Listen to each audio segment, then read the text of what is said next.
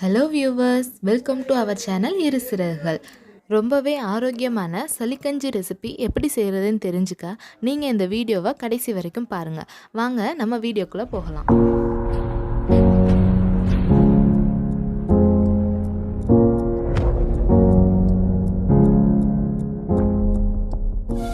Rainy season ஆரம்பிச்சிருச்சுங்க.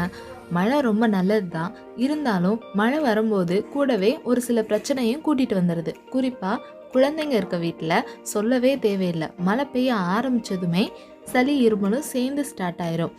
இந்த மாதிரி சளி இருமலுக்கெல்லாம் நம்ம பாட்டி காலத்தில் யூஸ் பண்ண ஒரு ரெசிபியை தான் இன்னைக்கு நான் உங்களுக்கு சொல்ல போகிறேன். சளி இருமலெல்லாம் டக்குன்னு சரி செய்யக்கூடிய சளி கஞ்சி ரெசிபி தாங்க அது. இந்த சளிக்கஞ்சி செய்கிறதுக்கு நான் 1/2 கப் பச்சரிசி எடுத்திருக்கேன். இந்த பச்சரிசியை நல்லா கழுவிட்டு ஊற வச்சுருங்க.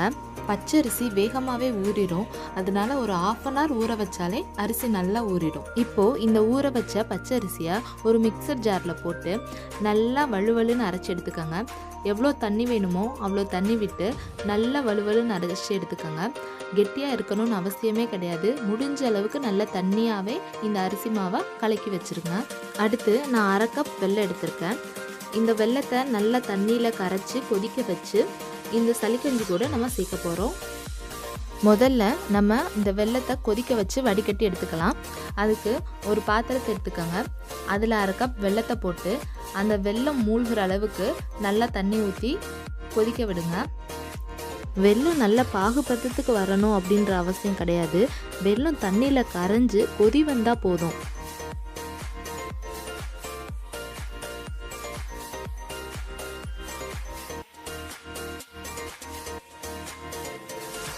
பாருங்க, வெல்லம் நல்லா கொதிக்க ஆரம்பிச்சிருச்சு.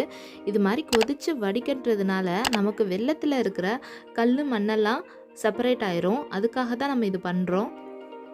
அடுத்து சளிக்கஞ்சி காய்ச்சறதுக்கு ஒரு பாத்திரத்தை எடுத்துக்கோங்க. அந்த பாத்திரத்திலே நம்ம கொதிக்க வச்ச வெல்லத்தை நல்லா வடிகட்டிடலாம். எப்படியும் கண்டிப்பாக ஒரு சில கல் மண் இருக்க தான் செய்யும். பாருங்கள், இப்போ வெல்லம் எவ்வளோ க்ளீனாக இருக்குன்னு பார்க்கவே அழகாக இருக்குது. ஸ்டவ்வை ஆன் பண்ணிவிடுங்க. வெள்ளைப்பாகு நல்லா சூடாகட்டும். வெள்ளைப்பாகு சூடானதும் நம்ம அரைச்சி வச்சுருக்கிற பச்சரிசி மாவு இது கூட சேர்க்கணும். மாவு இது மாதிரி நல்லா தண்ணியாக இருக்கணும். நம்ம இது மாதிரி கிண்டி விட்டுக்கிட்டே மாவு சேர்த்தாதான் உங்களுக்கு அது கட்டி தட்டாது. இது மாதிரி கலக்காமல் விட்டிங்கன்னா வெள்ளைப்பாகு சூடாக இருக்கிறதுனால மாவு அப்படியே அடியில் போய் கட்டி சேர்ந்துடும். அப்புறம் கட்டி கட்டியாக இருக்கும் நம்மளோட கஞ்சி.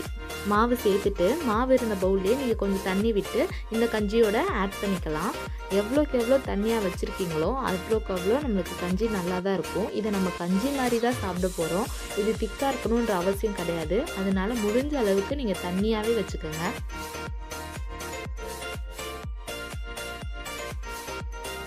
நல்லா கொதி வர வரைக்கும் இது மாதிரி நல்லா கலக்கி விட்டுட்டே இருங்க. அப்போ தான் நம்மளுக்கு கஞ்சியில் கட்டி தட்டாமல் இருக்கும், இல்லாட்டினா கட்டி தட்ட ஆரம்பிச்சிரும். மேக்ஸிமம் 5 மினிட்ஸில் கொதிக்க ஆரம்பித்து கஞ்சி நல்லா கெட்டியாக ஆரம்பிச்சிரும். அது வரைக்கும் நல்லா கலக்கிக்கிட்டே இருங்க. 6 to 7 மினிட்ஸில் கஞ்சி இது மாதிரி நல்லா கெட்டியாயிடும். இதுக்கப்புறமா நம்ம சேர்க்க வேண்டிய மீதி பொருட்கள்லாம் சேர்த்துடலாம்.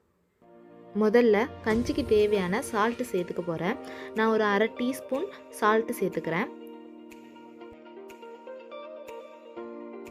அடுத்து 1/2 மூடி தேங்காய் கூட 4 ஏலக்காய் சேர்த்து இது மாதிரி துருவல் பண்ணி வச்சுருக்கேன்.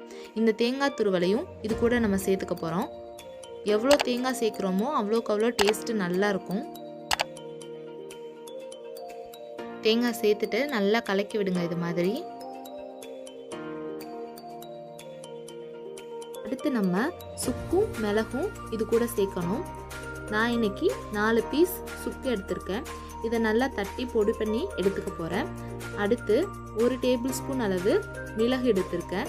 இதையும் நல்லா பொடி பண்ணி தான் நம்ம கஞ்சியோட சேர்க்க போகிறோம். முதல்ல சுக்கு பொடியை சேர்த்துக்கோங்க.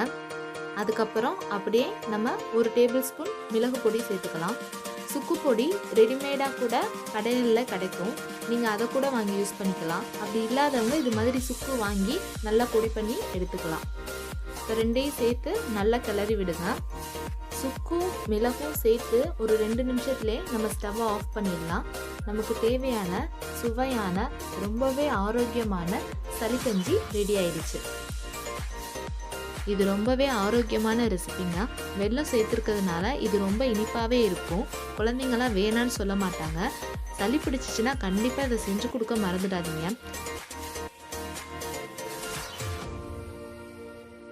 இந்த வீடியோ பற்றின உங்களோட கமெண்ட்ஸை கமெண்ட்ஸ் பாக்ஸில் போடுங்க. இந்த வீடியோ உங்களுக்கு பிடிச்சிருந்துச்சுன்னா லைக் பண்ணுங்கள், ஷேர் பண்ணுங்கள். மறக்காமல் எங்கள் சேனல்